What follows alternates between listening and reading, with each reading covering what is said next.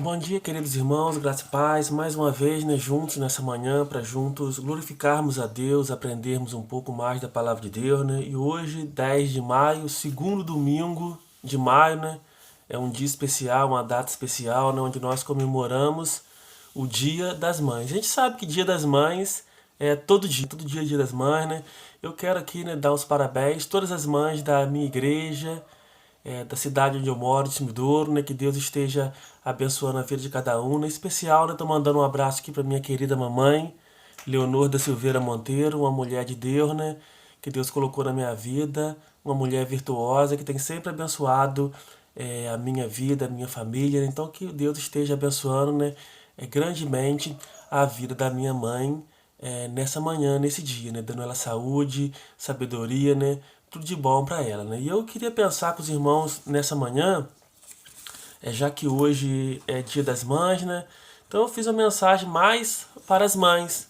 E eu escolhi, uma mãe da Bíblia para a gente estar refletindo sobre um pouquinho sobre a vida dela, Sobre o que ela fez, sobre o sonho dela, E eu queria falar nessa manhã sobre a vida de Ana, uma mulher de Deus. E o tema da mensagem é Ana e o desejo de ser mãe. Então, eu gostaria de abrir a minha Bíblia aqui no livro de 1 Samuel, no capítulo 1, e ler com vocês o capítulo 1 todo, onde narra, a história dessa mulher, os obstáculos que essa mulher teve que lutar, para conseguir o seu sonho de ser mãe. E diz assim o texto sagrado: Houve um homem de Ramataim Sufim, da região da montanhosa de Efraim, cujo nome era Eucana, filho de Jeruão, filho de Eliú, filho de Tou, filho de Zufi, Efranita. Tinha ele duas mulheres, uma se chamava Ana e a outra Penina. Penina tinha filhos, Ana, porém, não os tinha. Este homem subia da sua cidade de ano em ano a adorar e a sacrificar ao Senhor dos Exércitos, em Siló. Estavam ali os dois filhos de Eli, Ofni e Finéias, como sacerdote do Senhor. No dia em que Eucana oferecia o seu sacrifício, dava ele porções deste a Penina, sua mulher, e a todos os seus filhos e filhas. A Ana, porém, dava porção dupla, porque ele a amava, ainda mesmo que o Senhor o houvesse deixado estéril. A sua rival a provocava excessivamente para irritar, porquanto o Senhor lhe havia cerrado a madre. E assim o fazia de ano em ano. E todas as vezes que Ana subia à casa do Senhor, a outra irritava, pelo que chorava e não comia. Então Eucana, seu marido, lhe disse: Ana, por que choras? Por que não comes? E por que estás de coração triste? Não te sou eu melhor do que 10 filhos? Após terem comido e bebido em Siló, estando Eli, o sacerdote, assentado numa cadeira junto a um pilar do templo do Senhor, levantou-se Ana e de alma orou ao Senhor e chorou abundantemente e fez um voto, dizendo: Senhor dos exércitos, se benignamente atendares para a aflição da tua serva e de mim te lembrares, e da tua serva te não te esqueceres, e lhe deres um filho varão, ao Senhor o darei por todos os dias da sua vida, e sobre a sua cabeça não passará navalha.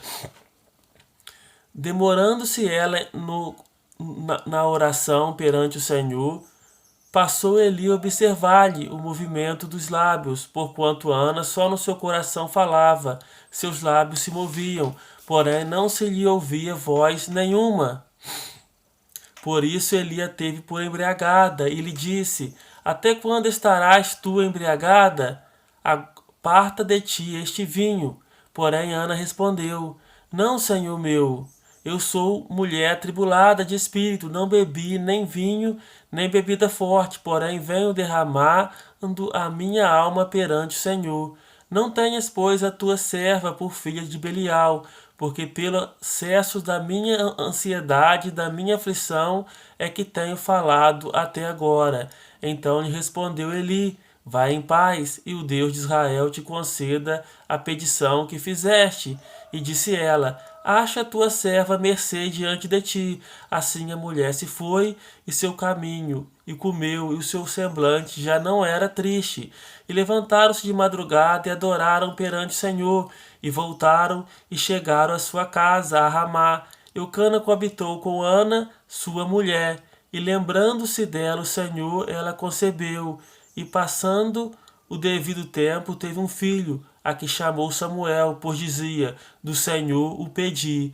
E subiu Eucana, seu marido, com toda a sua casa, a oferecer ao Senhor sacrifício anual, e a cumprir o seu voto. Ana, porém, não subiu, e disse a seu marido: Quando for o menino desmamado, levá-lo-ei para ser apresentado perante o Senhor, e para lá ficar para sempre. Respondeu-lhe Eucana, seu marido: Faz o que melhor te agrade, fica até que desmame. Tão somente confirme o Senhor a sua palavra. Assim ficou a mulher e criou o filho ao peito até que desmamou.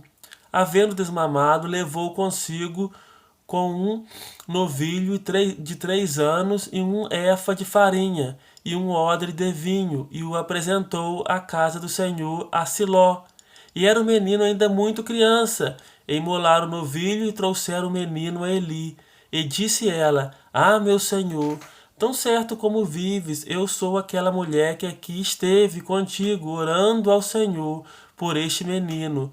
Orava eu, e o Senhor me concedeu a petição que eu lhe fizera, pelo que também o trago como devolvido ao Senhor, por todos os dias que viver, pois do Senhor pedi, e eles adoraram ali ao Senhor, né?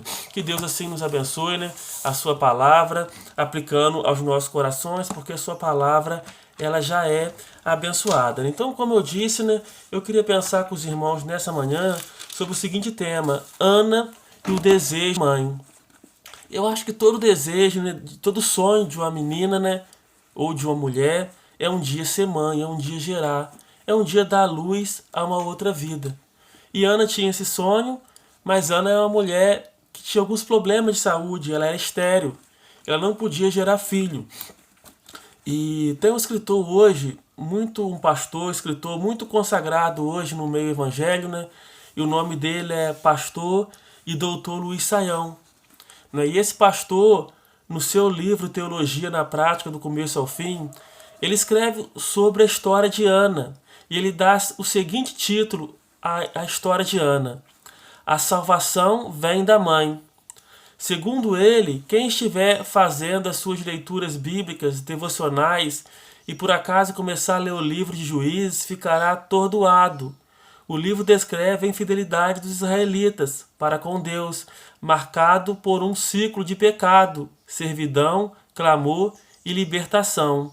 A descrição da sociedade da época revela o caos generalizado. Em 4 versículos lemos o refrão: Naquela época não havia rei em Israel. 2 textos acrescenta: Cada um fazia o que parecia reto aos seus olhos.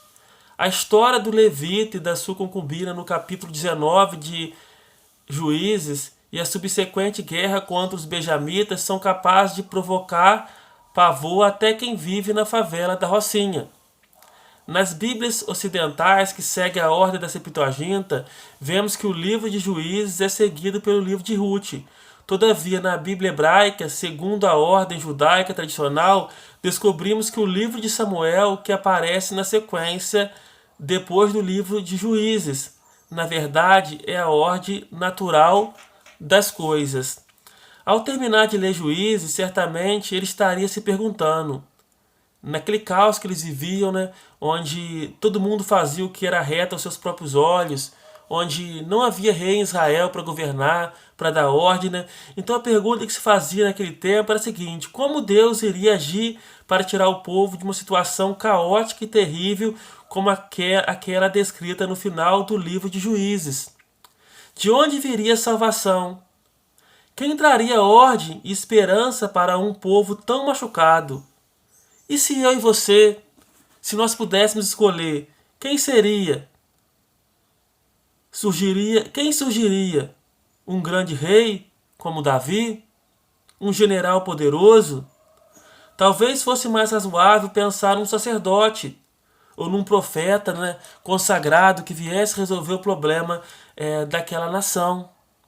Para nossa surpresa, a esperança e a salvação não procederão de uma figura promissora, né, do ponto de vista humano, né, mas o texto de 1 Samuel nos surpreende. A nossa expectativa.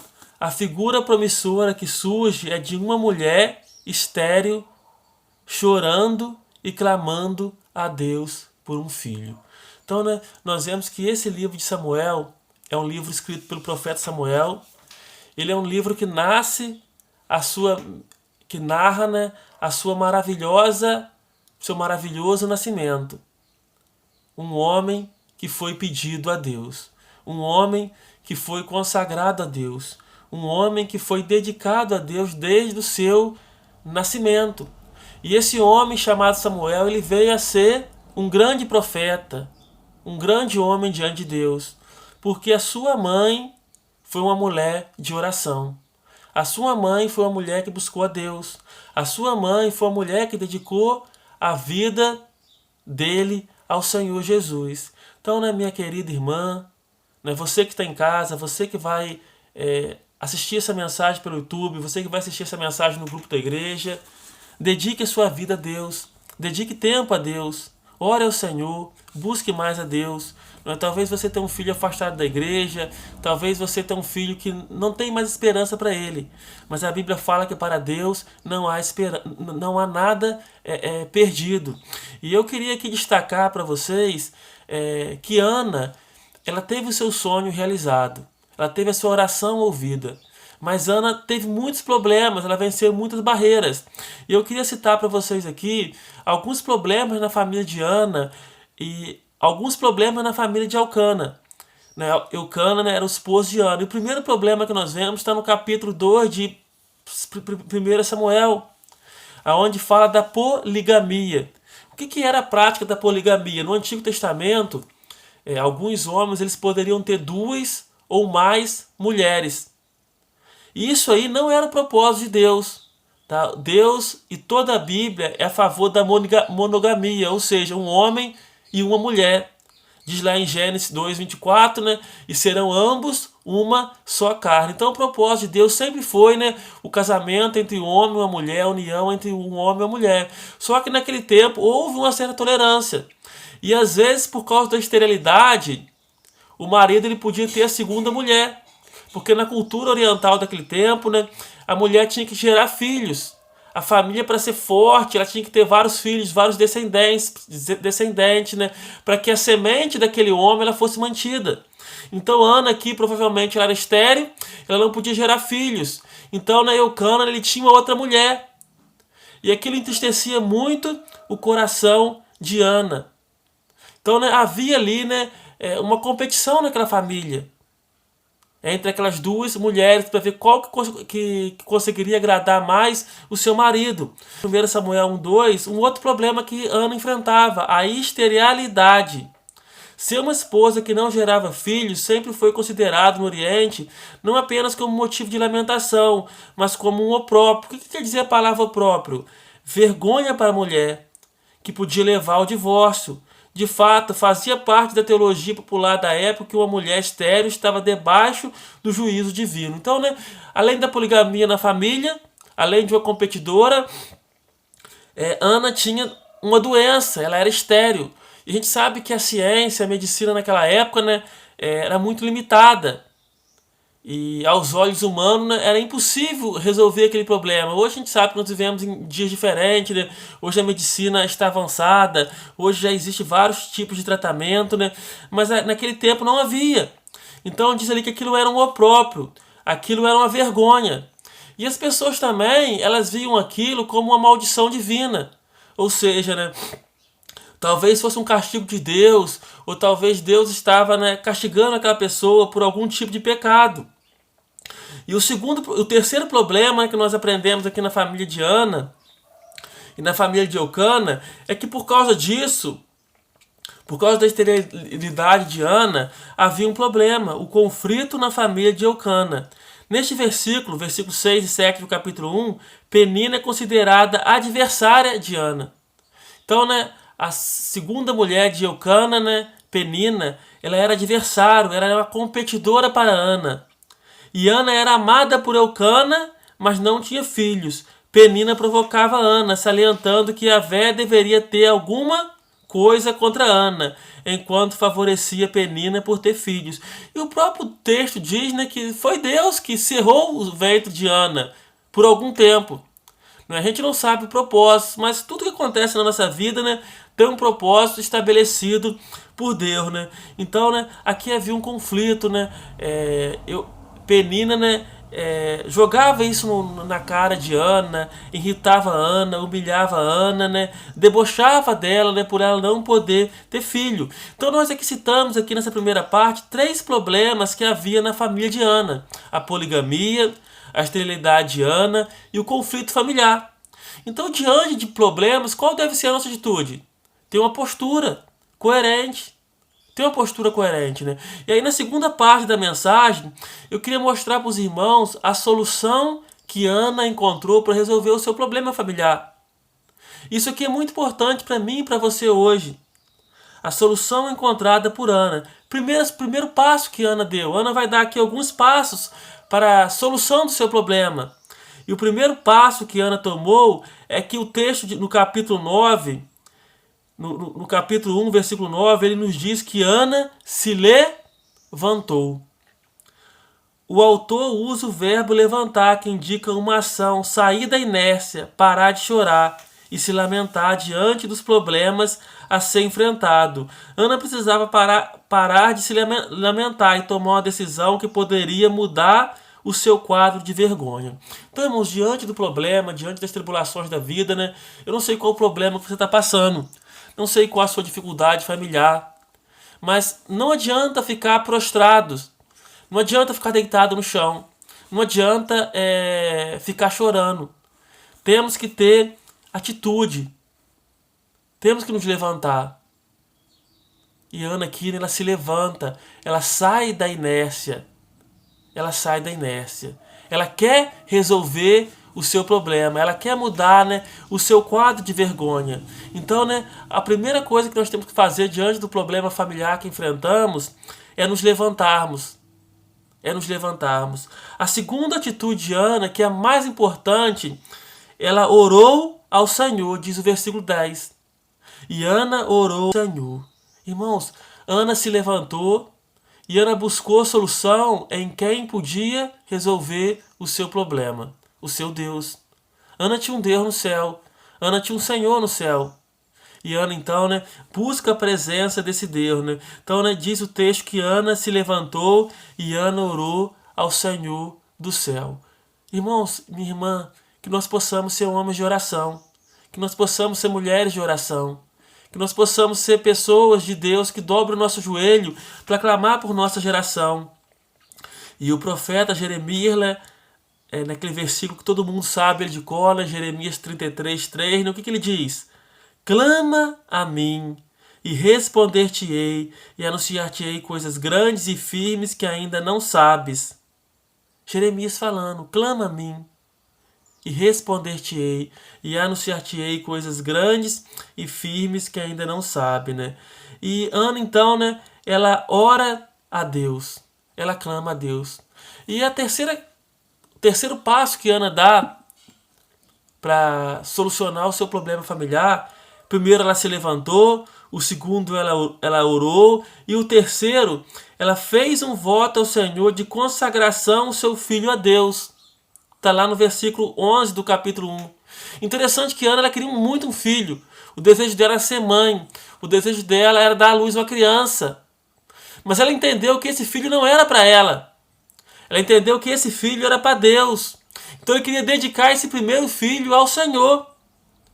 Um voto é um juramento ou compromisso de caráter religioso.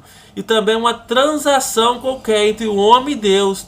De acordo com que a pessoa dedicava a si mesmo ou seu serviço ou alguma coisa de muito valor a Deus. Ana aqui decide dedicar o seu filho na obra do Senhor. Irmãos, então Ana, né, ela orou a Deus, ela pediu a Deus insistentemente um filho, e ela disse que se o Senhor desse esse filho para ela, ela dedicaria esse filho a Deus. Ela daria esse filho para morar na casa do Senhor. Ela consagraria esse filho a Deus. Eu pergunto a você nessa manhã, minha irmã. Você tem dedicado a sua família a Deus? Você tem consagrado seu filho a Deus? Você tem se preocupado de ensinar os seus filhos no caminho em que ele deve andar, como diz a Bíblia? Você tem feito isso? Você tem tomado a mesma atitude que Ana? E o quarto passo, né, que Ana deu, depois de fazer um voto a Deus, depois de dedicar aquela criança a Deus, o quarto passo de Ana. Ana perseverava em oração. Ana perseverava em oração. Irmão, isso aqui é muito importante, porque não basta só orar. Lá em 1 Tessalonicenses, né, 5,17, o que o apóstolo Paulo nos ensina?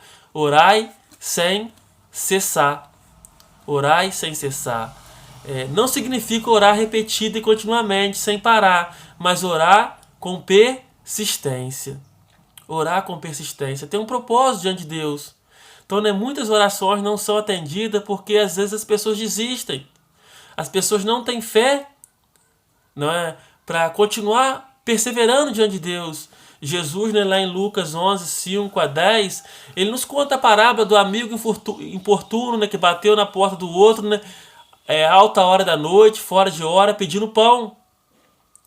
E a parábola nos ensina, né, que aquele vizinho, né, por causa da sua importunação do seu amigo, ele então se levanta para prover pão para ele. E Jesus diz para a gente: pedi e dar-vos-á, bater e abrir-se-vos-á. Então, né, nós temos que pedir, nós temos que clamar a Deus, nós temos que orar a Deus, nós temos que buscar a face de Deus sem desanimar.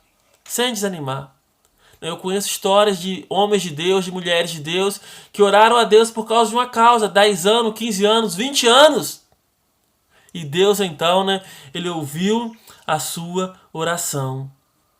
Deus então ouviu a sua oração. E aqui o texto sagrado nos mostra isso. O texto sagrado nos mostra que Deus ouviu a oração de Ana e lhe concedeu um filho varão. Então, né, a terceira parte da mensagem fala sobre a vitória de Ana.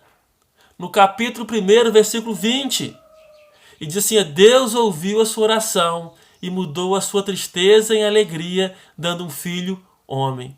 Irmãos, Deus é mestre em transformar o caos em ordem, em levar alegria a corações tristes, a corações quebrantados.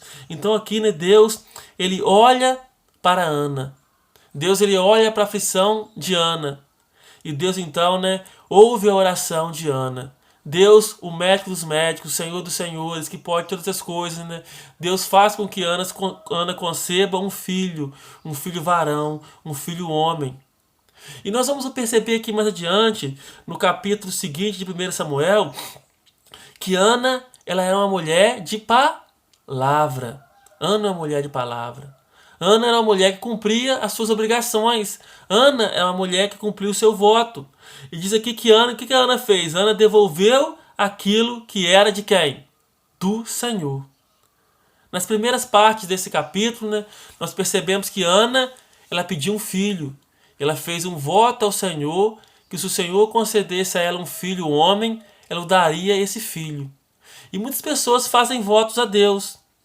Muitas pessoas fazem promessas a Deus. Mas quando elas recebem a bênção, elas esquecem de cumprir a sua promessa. Elas esquecem de cumprir o seu voto. E a Bíblia condena isso. Lá em Provérbios, no sábio Salomão diz: quando a Deus fizeste um voto, não tardeis em cumprir, porque não agrada a ele sacrifício de tolo. Então, né, melhor é que você não vote do que votando e não cumpras. Mas aqui nós vemos então, né, que Ana pega essa criança. Ana entendia que somos mordomos de Deus e tudo que temos é para glorificar o seu santo nome. Isso aqui é uma verdade bíblica. Nós somos mordomos de Deus. O que o mordomo faz? Ele administra aquilo que não é dele. Então os nossos bens, a nossa casa, o nosso dinheiro, os nossos carros, as nossas propriedades, os nossos filhos não são nossos. são de Deus. A própria Bíblia diz o seguinte lá no Salmo 127:3: Eis que os filhos são herança do Senhor e o fruto do ventre o seu galardão. Olha que coisa maravilhosa, meu irmão. Olha que coisa maravilhosa, minha irmã. Os filhos são herança do Senhor. E lá no Salmo 116:14, né, que todo mundo conhece, né, o salmista diz: Pagarei os meus votos ao Senhor agora na presença do meu povo. Que coisa maravilhosa, irmãos. Pagarei os meus votos ao Senhor agora e na presença do meu povo. Então, irmãos, Ana, né, recebe a bênção de Deus. Ana recebe a resposta da sua oração, do seu clamor. A Bíblia não relata quantos anos foram o desespero de Ana, quantos anos Ana orou, né, a Deus por essa criança. E Deus então, né, lhe dá um filho. Deus lhe dá um filho varão. Deus lhe dá um filho homem. Então, né, você mãe que está em casa, você que está passando por algum problema de saúde, você que está passando por algum problema familiar, talvez um filho desviado do evangelho, talvez um filho que não quer saber de igreja, talvez um filho nas drogas, talvez um filho na prostituição, talvez um filho, né, no mundo da criminalidade. Eu queria exortar você. Não desiste do seu filho. Não desiste da sua família. Não desiste dos seus sonhos. Dobre o seu joelho, ore a Deus, busque a direção de Deus. Deus tem o melhor para você. Deus tem o melhor para a sua vida. E para encerrar nessa reflexão, eu queria voltar e aqui também fala sobre o fruto da oração de Ana. O fruto da oração de Ana. Olha só que coisa interessante. No começo da mensagem, né, na introdução, eu citei um texto, né, falando do livro do pastor Luiz Saião. E eu expliquei, né, que nesse livro, o grande teólogo Luiz Saião, né, ele fala que a Bíblia hebraica é diferente da nossa. Tem um livro de Juízes e do livro de Juízes ela passa para o livro de 1 Samuel. Na nossa Bíblia, né, o livro de Ruth entra nesse meio aí. Então, né, em Juízes, no capítulo 19, havia caos. Lá falava que cada um fazia aquilo que era reto aos seus olhos. Não havia reis, não havia quem governasse. E a pergunta que Saião faz no seu livro: de onde viria a salvação? E aos nossos olhos, né, talvez viria de um rei, talvez viria de um general, talvez viria de um sacerdote. Mas a salvação veio da mãe que orava. A salvação para aquela geração veio da mãe que dobrava o seu joelho. A solução para aquela sociedade desmoronada pelo pecado não estava num rei, num general ou em qualquer outra pessoa, mas como diz o pastor Luiz Saião em seu livro, a salvação vem da mãe. Sim, a mãe que orava e dedicava seu filho a Deus. Samuel, que quer dizer pedido ao Senhor, foi o elo entre a época de Moisés e Josué e a de Davi e Salomão. Deus levantou Samuel nesse período de crise na história de Israel. Ele serviu ao povo como juiz, sacerdote e profeta. Como juiz, como último juiz e o primeiro profeta. Foi uma figura de transição entre o tempo do juiz e o tempo dos reis, né? Então, irmão, Samuel, ele veio a ser um grande homem de Deus. Ele exerceu 3 funções em Israel. Ele foi juiz, ele julgou, né, Israel, foi o último juiz, porque foi ele que implantou, né, a monarquia em Israel. Depois que ele implantou a monarquia em Israel, não se teve mais juiz, se teve reis. Ele foi um sacerdote, né, que ele oferecia lá o sacrifício. E ele foi também, né, um profeta do Senhor. Ele foi um grande profeta do Senhor. E esse homem chamado Samuel, ele instituiu a monarquia em Israel. Ele ungiu, né, o primeiro rei de Israel, que foi Saul. E depois de Saul, né, quem se levantou como rei de Israel? Saul desobedeceu a Deus, né? E Deus então levantou Davi, que foi um homem segundo o coração de Deus. Então, né, Samuel, esse grande homem de Deus, ele teve o privilégio e a honra de ungir o rei mais famoso de Israel. Então, né, Samuel, o fruto da oração de Ana, foi o homem, né, que estabeleceu a monarquia, que estabeleceu a ordem naquela sociedade. Hoje, irmãos, vivemos Dia difícil. Vivemos dias de crise política, dias de incerteza. E eu creio, irmãos, que a resposta para esse tempo está na minha e na sua oração. Que nós, como cristãos, possamos seguir o exemplo deixado por essa mulher. Essa mãe que tinha um sonho, que tinha um propósito, que era ter um filho. E ela consagrou esse filho, ela deu esse filho ao Senhor. E esse filho veio a ser um grande homem usado por Deus. Que Deus assim nos abençoe nessa manhã. Que abençoe todas as mães que vão ouvir a sua mensagem. Que Deus abençoe em especial a minha mãe, a minha querida mãe Leonor. Que Deus abençoe as mães da igreja de Barão de Aquino, onde eu sou membro. Que Deus então abençoe as mães desse Brasil.